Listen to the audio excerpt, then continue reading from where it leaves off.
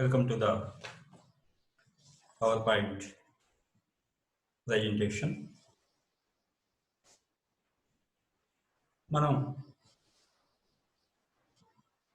Last క్లాస్లో బౌద్ధ మత తత్వాన్ని గురించి, అష్టాంగ మార్గాన్ని గురించి చెప్పుకున్నాం. ఈ క్లాస్లో బౌద్ధ రాజనీతి భావాల గురించి చర్చించుకుందాం. ప్రాచీన భారతదేశం ఆర్థికంగా మరియు తాత్వికంగా చాలా ప్రసిద్ధి చెందటమే కాకుండా రాజనీతి శాస్త్రానికి అది అనేక భావాలను అందించింది. ప్రాచీన సిద్ధాంతాలలో బౌద్ధ ధర్మం అతి ప్రధానమైనటువంటిది. అయితే బౌద్ధ రాజనీతి భావాలు ఒక క్రమమైన పద్ధతిలో కాకుండా వివిధ గ్రంథాల ద్వారా మనకు వివరించబడ్డాయి. మౌలికంగా రాజనీతిని ఒక సృజనాత్మకమైన అధ్యయనంగా బౌద్ధ సిద్ధాంతం భావించింది. సమస్త జగత్తు వివిధ కాలాలలో ఏర్పడి నశించి ఉత్పన్నమవుతున్నదనే భావనను బౌద్ధ ధర్మం ప్రతిపాదించింది. బౌద్ధ మత భావాలు హిందూ రాజనీతి భావాలకు నిరసనగా, ప్రతిచర్యగా ఏర్పడ్డాయి. అంటే వైదిక మతానికి విరుద్ధంగా, వ్యతిరేకంగా బౌద్ధ ధర్మం ఏర్పడింది. అదే సమయంలో అవి హిందూ భావాలతో కూడా ప్రభావితమయ్యాయి.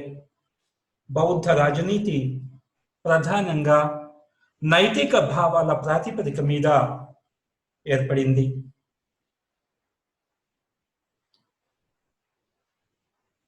గౌతమ బుద్ధుడు చిన్న వయసులోనే ప్రాపంచిక జీవితం పట్ల విరక్తి చెంది ఉన్నత తాత్విక సత్యాలను తెలుసుకోవడానికి ప్రయత్నించి జ్ఞానోదయం పొంది జీవితం యొక్క అంతిమ ధ్యేయం నిర్వాణాన్ని పొంది శాశ్వతమైన ప్రశాంత స్థితికి చేరుకోవడమేనని ఆయన వివరించాడు.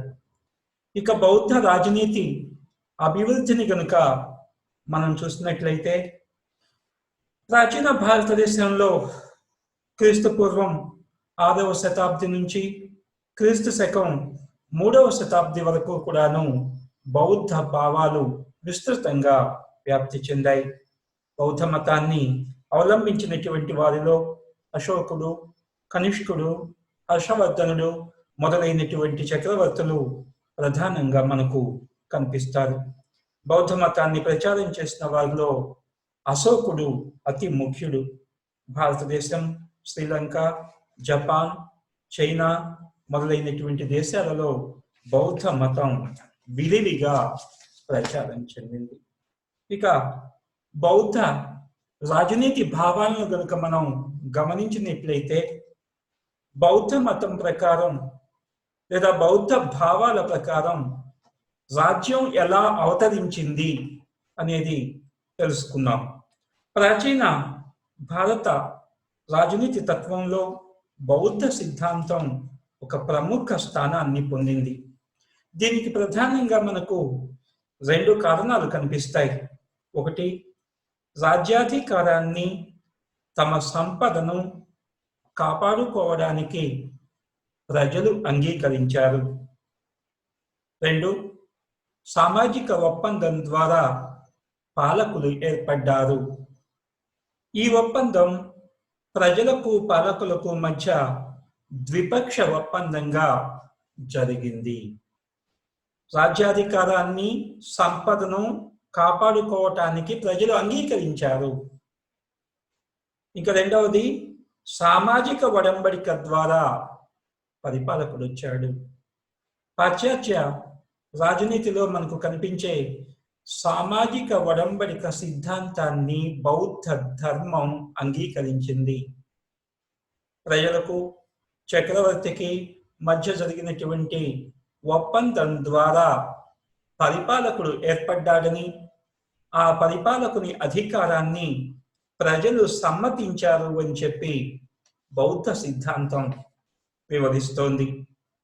రాజనీతి భావాలు మానవ ప్రపంచం ఋతుక్రమంగా ఏర్పడి నశించి తిరిగి పునర్నిర్మించబడుతుందనే విశ్వజనీన సిద్ధాంతాన్ని బౌద్ధ ధర్మం అంగీకరించింది. మానవుని భౌతిక నైతిక క్షీణత వల్ల ప్రస్తుత సాంఘిక రాజకీయ వ్యవస్థలు ఏర్పడటం అనేది అవసరమైంది. ప్రాకృతిక దశలో మానవుడు దైవ లక్షణాలు కలిగి సమైక్యంగా జీవించాడు. ఆ తరువాత వారిలో కోరిక ప్రలోభాలు కలిగి వారి పతనం ప్రారంభమైంది. బౌద్ధ ధర్మం కూడాను రాజ్యం ఏర్పడక ముందు ప్రాకృతిక వ్యవస్థలో ప్రజలు చాలా ఉత్తమమైనటువంటి జీవితాన్ని గడిపారు అని చెప్పి భావించింది. ఆ తరువాత కాలంలో క్రమంగా వారిలో కోరికలు ప్రలోభాలు కలగటం వల్ల అప్పటి వరకు వారిలో ఉన్నటువంటి మంచితనం నశించి ప్రలోభానికి లోబడి ఈర్ష్య అసూయలు పెరిగి వారి పతనం అనేది ప్రారంభమైంది. ఆ తర్వాత వచ్చినటువంటి ఆస్తి మానవ పతనానికి కారణమైంది. ఆస్తుల మధ్య వ్యత్యాసాలు మానవుల మధ్య ద్వేషాన్ని అసూయను పుట్టించాయి. వ్యక్తుల శారీరక వాంఛలు ప్రలోభాల వల్ల ప్రభావితం కావడంతో ఆస్తి సంస్థాగతమైన వ్యక్తిగత ఆస్తి దానిని కాపాడుకోవడానికి ఒక ఒప్పందం ద్వారా పాలకుల్ని ఏర్పరచుకున్నారు. ఆస్తి ఎప్పుడైతే ఏర్పడిందో ఆ ఆస్తిని కాపాడుకోవటం కోసం, ఎవరు దొంగతనం చేయకుండా రక్షించుకోవటం కోసం ఒక పాలకుల్ని ఏర్పాటు చేసుకోవాల్సి వచ్చింది. ఆ ఏర్పాటు కోసమే వాళ్ళు పరిపాలకుడితో ఒక ఒప్పందం చేసుకుని రాజ్యాన్ని సృష్టించుకున్నారు అని బౌద్ధ రాజనీతి మనకు వివరిస్తోంది. అలా ఏర్పాటు చేసుకున్నటువంటి ఆ పాలనా వ్యవస్థే క్రమంగా రాజ్యంగా రూపొందింది. రాజకీయ సమాజం ఏర్పడటానికి ముందు ప్రజలంతా అరాచక స్థితిలో జీవించారని, ఆ వాతావరణం నుంచి బయటపడటానికి తమలో తాము ఒక ఒప్పందం చేసుకుని తమలో ఒక వ్యక్తిని ప్రభువుగా ఎన్నుకున్నారని బౌద్ధం వివరిస్తోంది. తమకున్నటువంటి కష్టాల నుంచి, తమకున్నటువంటి బాధల నుంచి బయటపడటం కోసం తమలో తాము ఒక ఒప్పందం చేసుకుని తమలో ఉన్నటువంటి ఒక వ్యక్తిని అందరూ ఇష్టపూర్వకంగా పరిపాలకుడిగా ఎన్నుకున్నారని బౌద్ధ రాజనీతి చెప్తోంది. అంటే ఇది హాబ్స్ ప్రతిపాదించినటువంటి సామాజిక ఒడంబడికకు బాగా దగ్గరగా ఉంది. ఈ తరువాతే బౌద్ధ రాజనీతి తరువాతే హాబ్స్ సామాజిక ఒడంబడిక ఉంటుంది. హాబ్స్ ఎలాంటి సిద్ధాంతాన్ని అయితే ప్రతిపాదించాడో బౌద్ధ రాజనీతిలో కూడా మనకు అదే కనిపిస్తుంది. ఆనాడు అమలులో ఉన్న రాచరిక వ్యవస్థ వంశపారంపర్యంగా వచ్చింది కాదని, అది వంశపారంపర్యంగా ఎన్నిక ద్వారా ఏర్పడిందని బౌద్ధులు విశ్వసించారు. కేవలం రాచరికం అనేది వంశపారంపర్యంగా వచ్చింది కాదు. వంశపారంపర్యంగా వచ్చేటటువంటి ఆ రాజుల్ని ప్రజలు అంగీకరించారు. అంటే ప్రజల సమ్మతితోనే వారసత్వ విధానం అనేది రాచరికంలో ఏర్పడింది. ప్రజల సమ్మతి లేకుండా అట్లాంటి చక్రవర్తులు పరిపాలన చేయలేదు అని చెప్పి బౌద్ధం వివరిస్తుంది. మరి పాలకుడు తమకు రక్షణ కల్పించినందుకు గాను, తమ ఆస్తుల్ని తమ ప్రాణాలను రక్షించినందుకు గాను వ్యవసాయ పంటలో కొంత భాగాన్ని ప్రజలు పన్నుగా చెల్లించారు. మరి చక్రవర్తి పరిపాలన చేయటానికి అవసరమైనటువంటి ధనం కావాలి కనుక ఆ ధనాన్ని చక్రవర్తికి అయ్యేటటువంటి ఖర్చుల్ని లేదా పరిపాలనకు అయ్యేటటువంటి ఖర్చుల్ని ప్రజలే తమకు పండినటువంటి పంటలో కొంత భాగాన్ని పన్ను రూపంలో చెల్లించటానికి అంగీకరించారు. ఈ విధంగా బౌద్ధ సాంప్రదాయం ప్రకారం రాజకీయ సమాజం మానవుని దుష్ట ప్రవర్తన నుంచి ఏర్పడింది. ప్రజలు ఒక ఒప్పందం ద్వారా అధికార వ్యవస్థను ఏర్పరుచుకున్నారు. అనగా అధికార వ్యవస్థకు ప్రజల పూర్వ అనుమతి ప్రాతిపదికన సామాజిక వ్యవస్థ కూడా 4 వర్గాల లేదా కులాలుగా శ్రమ విభజన ప్రాతిపదికన ఏర్పడింది. కుల వ్యవస్థ దైవికంగా ఏర్పడలేదని, వ్యక్తుల వృత్తిపరంగా ఏర్పడిందని బౌద్ధ సిద్ధాంతం ప్రతిపాదిస్తోంది. మనం చెప్పినట్లుగా వర్ణ వ్యవస్థ అనేది భగవంతుని ద్వారా ఏర్పడలేదు. భగవంతుడు 4 వర్ణాలను సృష్టించి ఇవ్వలేదు. ఎందుకంటే మనువు సిద్ధాంతం ప్రకారం బ్రహ్మదేవుని ముఖం నుంచి బ్రాహ్మణులు, భుజాల నుంచి క్షత్రియులు, తొడల నుంచి వైశ్యులు, పాదాల నుంచి శూద్రులు జన్మించారు. కాబట్టి భగవంతుడే వర్ణ వ్యవస్థను ఏర్పాటు చేశాడు అని చెప్పి మనువు ప్రతిపాదించాడు. అయితే బౌద్ధ రాజనీతి కుల వ్యవస్థ అనేది దైవికంగా ఏర్పడలేదని, వ్యక్తులు తాము చేస్తున్నటువంటి వృత్తుల ప్రాతిపదికగా కుల వ్యవస్థ ఏర్పడింది అని బౌద్ధ సిద్ధాంతం ప్రతిపాదించింది. ఆయా వ్యక్తులు చేసేటటువంటి పనుల కారణంగా వడ్రంగి పనిచేసేటటువంటి వ్యక్తి వడ్రంగిగాను, కుమ్మరి పనిచేసేటటువంటి వ్యక్తి కుమ్మరిగాను, చాకలి పనిచేసేటటువంటి వ్యక్తి చాకలిగాను, వృత్తుల ఆధారంగా కులాలు ఏర్పడ్డాయే కానీ కులాల ఆధారంగా వృత్తులు కాదు. కనుక వ్యక్తులు చేసేటటువంటి వృత్తిని ఆధారంగా చేసుకొని కుల వ్యవస్థ ఏర్పడింది అని చెప్పి బౌద్ధ సిద్ధాంతం మనకు ప్రతిపాదిస్తోంది. ఇక రాజ్యం యొక్క అధికారాలేంటి, అది చేయాల్సినటువంటి పనులేంటి అన్నప్పుడు మానవుని ఆస్తిని, మానవ ప్రాణాలను కాపాడటం కోసం తప్పనిసరి పరిస్థితుల్లో మానవుడు ఒప్పందం ద్వారా రాజ్యాన్ని ఏర్పాటు చేసుకున్నాడు అని చెప్పినటువంటి బౌద్ధ మతం అధికారాన్ని 5 భాగాలుగా వర్గీకరిస్తుంది. రాజ్యానికి ఉండేటటువంటి అధికారాన్ని 5 భాగాలుగా విభజించింది. అవి 1 భౌతిక శక్తి, 2వది ధన శక్తి, 3వది సాముదాయిక శక్తి, 4వది జన్మ సిద్ధ శక్తి, 5 విజ్ఞాన శక్తి అని. భౌతిక శక్తి, ధనశక్తి, సాముదాయ శక్తి, జన్మ సిద్ధ శక్తి, విజ్ఞాన శక్తి అని. వీటిల్లో విజ్ఞాన శక్తిని అత్యున్నతమైనదిగా బౌద్ధ ధర్మం భావించింది. మిగిలిన 4 కంటే కూడా విజ్ఞాన శక్తి అత్యంత ఉన్నతమైనదని భావించింది. ప్రభువు ప్రజలలో మొదటివాడు, పరిపాలకుడు ప్రజలందరికంటే మొదటివాడు. వారికి అతడు నాయకుడు, అతడు రాజ్యానికి ప్రతీక, మొత్తం రాజ్యానికి అతడు ప్రతినిధి, ప్రతీక. సాంఘిక రాజకీయ హోదాలలో పాలకునికి అగ్రస్థానం ఉంటుంది. రాజ్యంలోని ప్రజల రక్షణ కోసం ప్రతి వ్యక్తికి ప్రభు అవసరం ఉంటుంది. ప్రతి వ్యక్తికి కూడాను ప్రభు అవసరం ఉంటుంది. చెట్టు ఏ విధంగా పక్షులకు ఆశ్రయం ఇస్తుందో, అంటే ఎటువంటి ఆపేక్ష లేకుండా, ఎటువంటి స్వార్థం లేకుండా చెట్టు ఏ విధంగా పక్షులకు ఆశ్రయం ఇస్తుందో, అలాగే పాలకుడు కూడా ప్రజలకు రక్షణ కల్పిస్తాడు.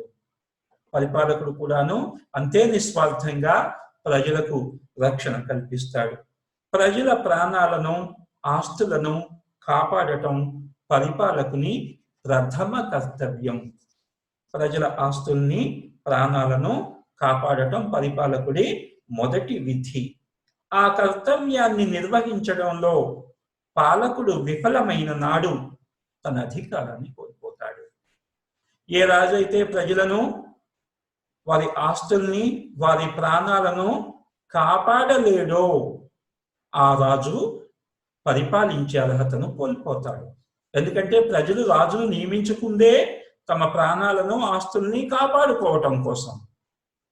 ఆ పని చేయలేనప్పుడు ఆ రాజు పరిపాలించే అర్హత కోల్పోతాడు.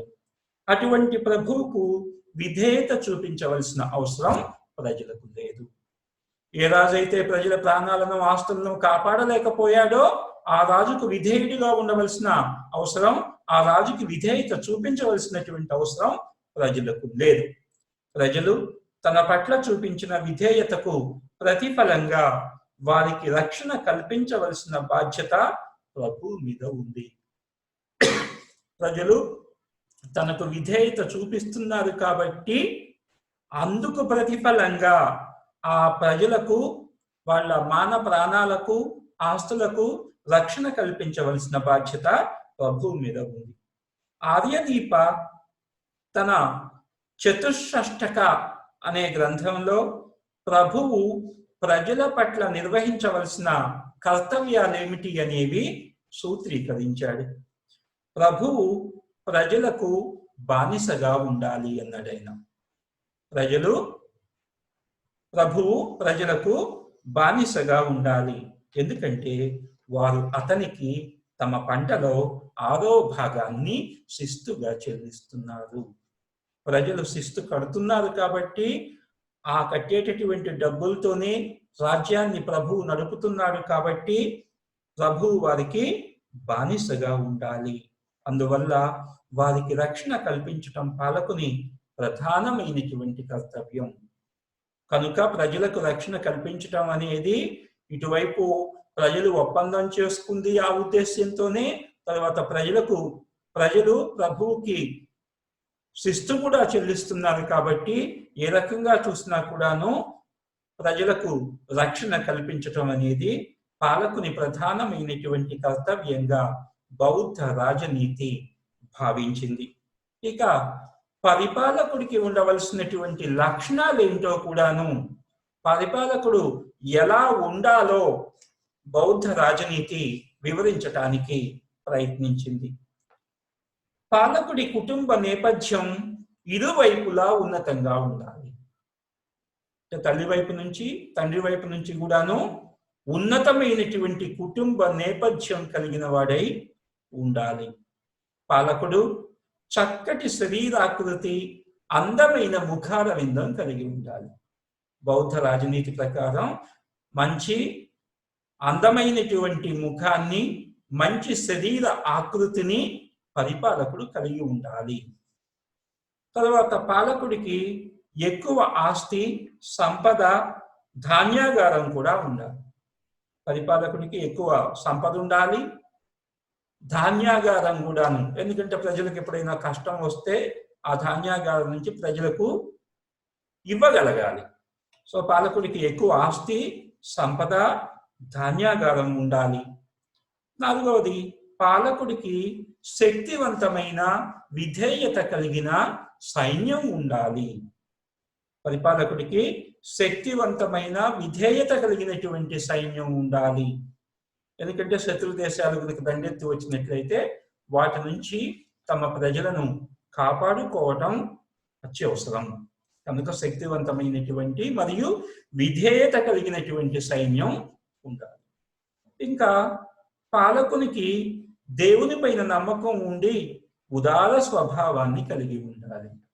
పరిపాలకుడికి దేవుడి మీద నమ్మకం ఉండాలి, ఉదారమైనటువంటి స్వభావాన్ని పాలకుడు కలిగి ఉండాలి. పాలకుడు అన్ని రకాల జ్ఞానాలు తెలిసిన వాడై ఉండాలి.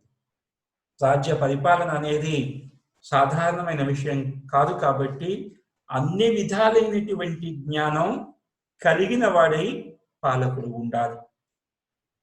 అలాగే పాలకునికి లోకోక్తులను వివరించే సామర్థ్యం ఉండాలి. లోకోక్తులు అంటే సామెతలు.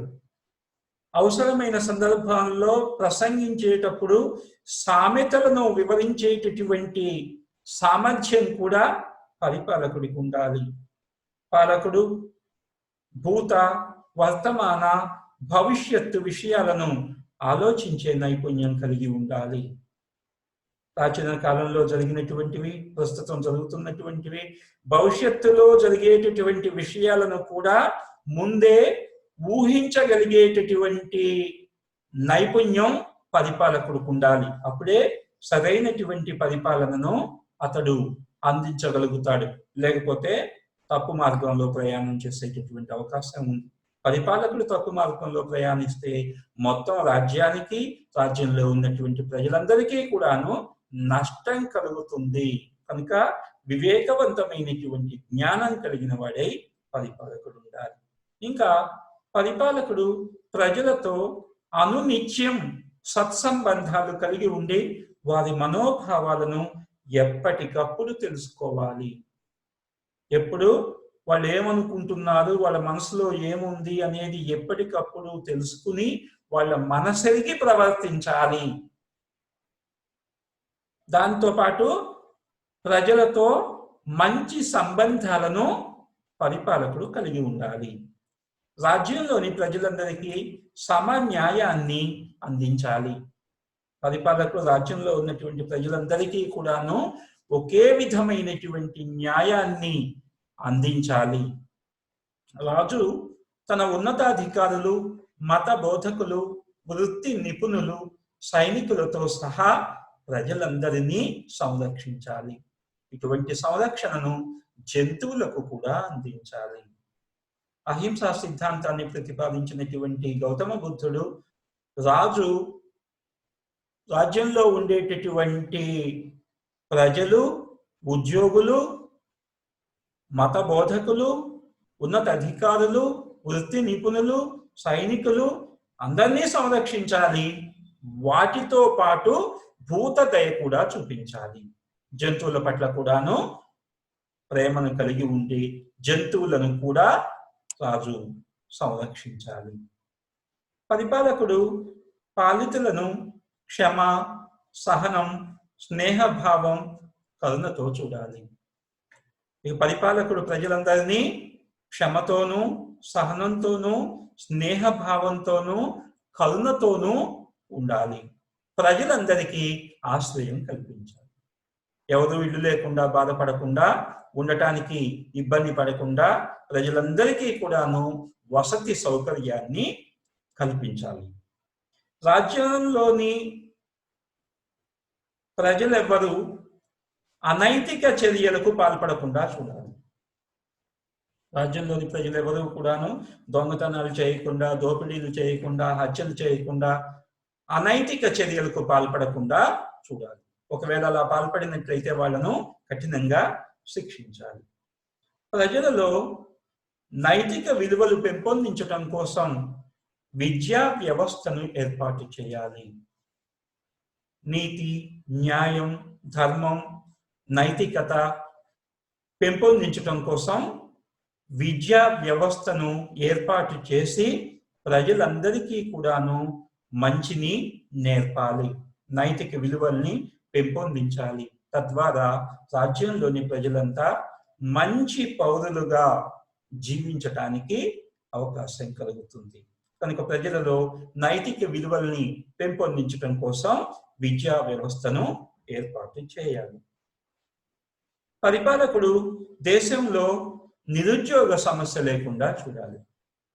ఎవరికి పని లేకుండా, ఇబ్బంది పడకుండా రాజ్యంలో ఉన్నటువంటి ప్రజలందరికీ పనిని కల్పించటం పరిపాలకుడి బాధ్యత.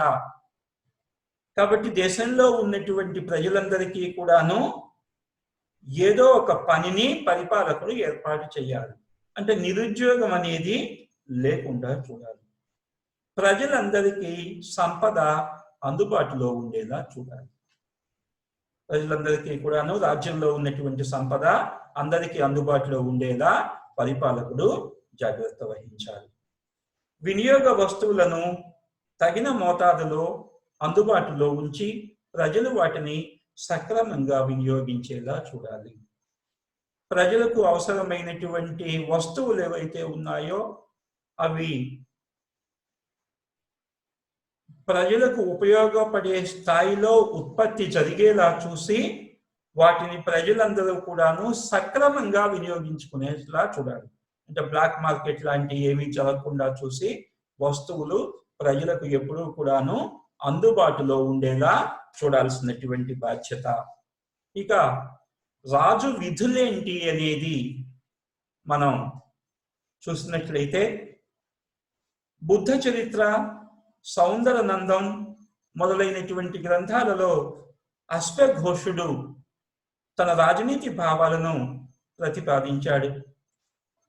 దాని ప్రకారం ప్రభువు సమయానుకూలతలను బట్టి అనుసరించవలసిన పద్ధతులను సామ, దాన, భేద, దండోపాయాలుగా వివరించాడు. పరిపాలకుడు సమయానుకూలతను బట్టి, అంటే సమయాన్ని బట్టి ఆ సమయంలో ఏది ఉపయోగిస్తే మంచి జరుగుతుందో దాన్ని ఉపయోగించాలి. సహజంగా ప్రాచీన భారత రాజనీతి తంత్రంలో మనకు కనిపించేటటువంటి చతుర్విధోపాయాలు అంటాం. సామ, దాన, భేద, దండోపాయాలను అవసరాన్ని బట్టి సమయానుకూలంగా పరిపాలకుడు వినియోగించాలి. అయితే సత్ప్రవర్తన, ధర్మబద్ధమైన నడవడికకు ఆర్యశూర ఎక్కువ ప్రాధాన్యత ఇచ్చాడు. అశ్వఘోషుడేమో సామదాన భేద దండోపాయాలను సమయానుకూలంగా పరిపాలకుడు వాడాలి అని చెప్తే, సత్ప్రవర్తన, ధర్మబద్ధమైనటువంటి నడవడికకు ఆర్యశూర ఎక్కువ ప్రాధాన్యం ఇచ్చాడు. సంపదను వృద్ధి చేయడానికి, సక్రమ పరిపాలనకు ప్రభువు నిర్వహించవలసిన విధులను బౌద్ధ రాజనీతి ప్రస్తావించింది. వ్యవసాయాన్ని అభివృద్ధి చేయడం, వర్తక వ్యాపారాలకు రక్షణ కల్పించడం, వేతనాల ద్వారా సైన్యాన్ని పోషించటం, సైనికులకు జీతాలు ఇవ్వాలి అన్నాడు. వీటితో పాటు పండితులను ప్రోత్సహించడం, విద్యాగోష్ఠిలో పాల్గొనడం ప్రభువు చేయాలి. సో ప్రభువు వర్తక వ్యాపారస్తులకు రక్షణ కల్పించాలి, వ్యవసాయాన్ని అభివృద్ధి చేయాలి, సైన్యానికి వేతనాలు ఇవ్వాలి, పండితులను ప్రోత్సహించాలి, విద్యాగోష్ఠిలో తరచుగా పాల్గొంటూ ఉండాలి. అలా చేసినప్పుడే అతడిలో మేధాశక్తి, దూరదృష్టి మొదలైన సద్గుణాలు పెంపొందుతాయి. తరచుగా విద్యాగోష్ఠుల్లో గనుక చక్రవర్తి పాల్గొన్నట్లయితే ఆ చర్చల వల్ల అతడిలో మేధాశక్తి, దూరదృష్టి మొదలైనటువంటి సద్గుణాలు అభివృద్ధి చెందుతాయి అని చెప్పి బౌద్ధ ధర్మం భావించింది. బౌద్ధులు గణతంత్ర రాజ్యానికి ఎక్కువ ప్రాధాన్యత ఇచ్చారు. అంటే పరిపాలకుణ్ణి ప్రజలే ఎన్నుకునేటటువంటి పద్ధతికి బౌద్ధ మతం ప్రాధాన్యత ఇచ్చింది.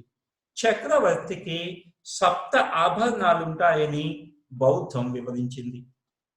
చక్రవర్తికి 7 ఆభరణాలు ఉంటాయని బౌద్ధం చెప్తోంది.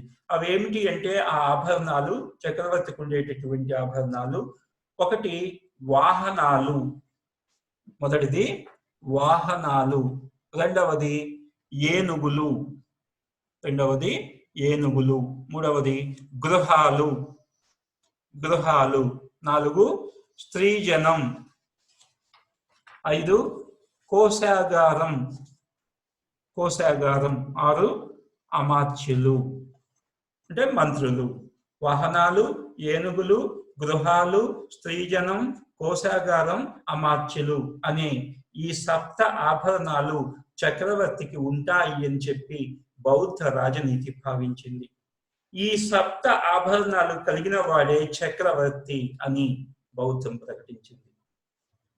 ఈ 7 ఆభరణాలు ఏవైతే ఉన్నాయో ఇవి కలిగిన వాడే చక్రవర్తి అనిపించుకుంటాడు. చక్రవర్తి కేవలం సార్వజనీన ఆధిపత్యమే కాకుండా దేశ విదేశాల్లో విజయవంతుడైన పాలకుడే కాకుండా ధర్మాన్ని అనుసరించే వ్యక్తిగా రాణించగలిగే లక్షణాలు అతనిలో ఉండాలి. చక్రవర్తి కేవలం సార్వజనీన ఆధిపత్యం, అందరి మీద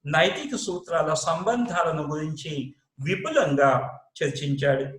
రాజకీయాలకు నైతిక విలువలకు మధ్య పొత్తు కుదరకపోవటానికి కారణం ఏమిటి అంటే, రాజకీయాలు సంపదకు, సంతోషానికి ప్రాధాన్యం ఇస్తాయే కానీ వ్యక్తి యొక్క సుగుణానికి కాదు.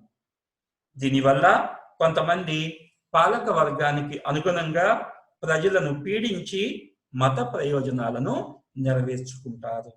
పరిపాలకుడు ఎప్పుడైతే అలాంటి వాటికి ప్రాధాన్యం ఇస్తాడో, దీంతో కొంతమంది పాలకుడికి అనుచరులుగా మారి ప్రజలను పీడించి వాళ్ళ స్వప్రయోజనాలను సాధించడానికి ప్రయత్నం చేస్తారు. పాలకులు నైతిక సూత్రాలను అనుసరించనవసరం లేదని, రాజ్య ప్రయోజనం కోసం వారు ఎటువంటి పనులు చేసినా సమంజసమేనని బోధించే అర్థశాస్త్రవేత్తలను బౌద్ధులు నిరసించారు. పరిపాలకుడు ఏం చేస్తే అదే న్యాయం అని చెప్పి కౌటిల్యుని అర్థశాస్త్రం చెప్తోంది. కాబట్టి అట్లా చెప్పేటటువంటి దాన్ని బౌద్ధ మతం నిరసించింది. బౌద్ధులు, బ్రాహ్మణులు, క్రతువులు నైతిక భావాలకు ప్రాధాన్యత ఇచ్చారు. మరో విధంగా చెప్పాలంటే బౌద్ధ మతం గుణాత్మకమైన ప్రజాస్వామ్యానికి, వ్యక్తికి అవసరమైన రక్షణ కల్పించడానికి ప్రాధాన్యం ఇచ్చింది. బౌద్ధం చట్టము, ప్రభుత్వ నిర్వహణ మొదలైన వాటిలో నైతిక విలువలకు ప్రాధాన్యం ఉండాలి అని చెప్తోంది. ఇక శక్తివంతమైనటువంటి పాలకునికి ఉండేటటువంటి లక్షణాలను కూడా వివరించటానికి బౌద్ధం వివరించింది. సత్ప్రవర్తన లేదా ధర్మాన్ని గురించి చర్చించినప్పుడు బౌద్ధ మత తత్వవేత్తలు రాజకీయ సత్ప్రవర్తనకు ఎక్కువ ప్రాధాన్యత ఇచ్చారు. పరిపాలకుడు రాజ్య పాలనలోనూ విదేశీ విధానాలలోనూ సత్ప్రవర్తనను కలిగి ఉండాలి. పాలకుడు సాధ్యమైనంత వరకు అవలక్షణాలకు దూరంగా ఉండి సుగుణాలను అలవర్చుకోవాలి. ఎందుకంటే పాలకులలో సత్ప్రవర్తన లేకపోతే ప్రజలు అతని పట్ల ద్వేష భావం చూపిస్తారు. ప్రభువు సత్ప్రవర్తన లేదా ధర్మాన్ని అనుసరించినట్లయితే రాజ్య శక్తి సంపదలు వృద్ధి చెందుతాయి. ధర్మం అందరికీ మేలు చేయాలని, నిష్పక్షపాతంగా న్యాయ పాలన చేయాలని, పొరుగు రాజ్యాలతో సత్సంబంధాలు కలిగి ఉండాలని వివరిస్తుంది. కనుక ధర్మబద్ధంగా పరిపాలన చేసినట్లయితే ఆ పరిపాలకుడు మంచి పరిపాలకుడు అనిపించుకుని ప్రజల ప్రాణాలకు రక్షణ కల్పించి మంచి పరిపాలనను ప్రజలకు అందించగలుగుతాడు. ఆర్యశూర ఉద్దేశ్యంలో రాజకీయ సత్ప్రవర్తన అంటే నిష్పక్షపాతంగా న్యాయాన్ని అమలు చేయటం. ఎటువంటి పక్షపాతం లేకుండా ప్రజలందరికీ కూడా ఒకే విధమైనటువంటి న్యాయాన్ని అమలు చేయడమే సత్ప్రవర్తన అని ఆర్యశూర అభిప్రాయపడ్డాడు. ప్రజల యొక్క అభివృద్ధికి చిత్తశుద్ధితో శ్రమించటం, కష్టాలలో ఉన్న వారిని ఆదుకునే దయాద్ర హృదయాన్ని కలిగి ఉండటం, ఇవన్నీ కూడా పాలకునికి, ప్రజలకు మేలు చేసేటటువంటి విషయాలు. బౌద్ధ సిద్ధాంతం ప్రకారం నైతిక విలువలు ప్రజలకు, ప్రభువుకు సార్వజనికంగా లభ్యం కావాలి. ఈ నైతిక విలువలు అనేవి ప్రభువుతో పాటు ప్రజలకు కూడా ఉండాలి. వారు వాటిని చిత్తశుద్ధితో పాటించాలి.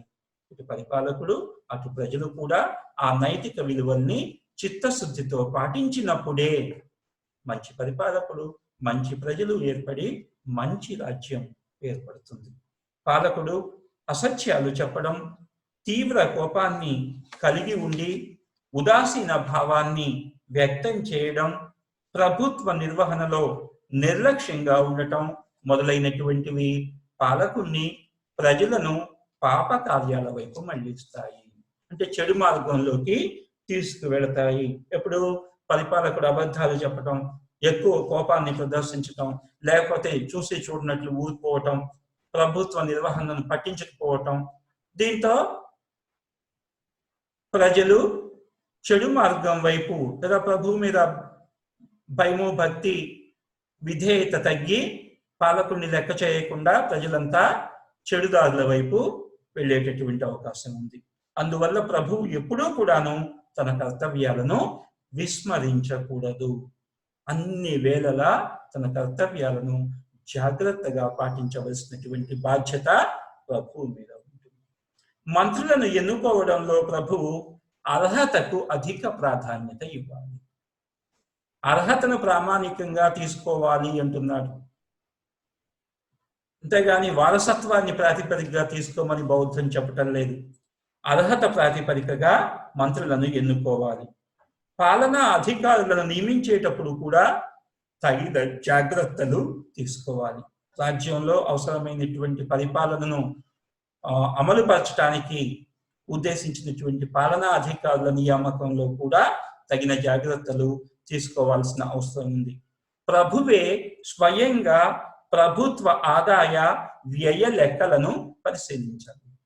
అధికారుల మీద ఆధారపడకుండా పరిపాలకుడే స్వయంగా రాజ్యానికి వచ్చేటటువంటి ఆదాయం ఎంత, చేసేటటువంటి ఖర్చు ఎంత అనేది స్వయంగా పరిశీలించాలి. విధులను సక్రమంగా నిర్వహించే వారికి బహుమతులను ఇచ్చి నిర్లక్ష్యం చేసే వారికి శిక్షలను వెనువెంటనే విధించాలి.